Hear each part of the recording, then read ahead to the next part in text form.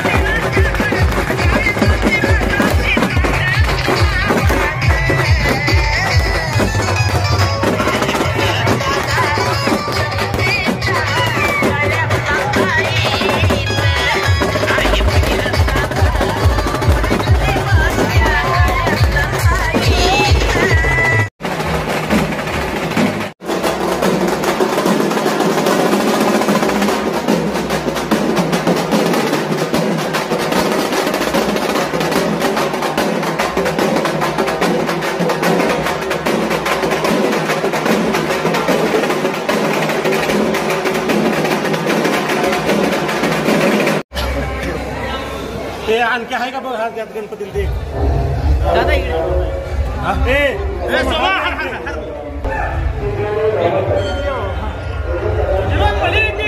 खांद्यावर हात ठेवला तर त्या शेतकऱ्याला, त्या व्यक्तीला अंगी हाती दहातीचं बळ आल्यासारखं वाटायचं।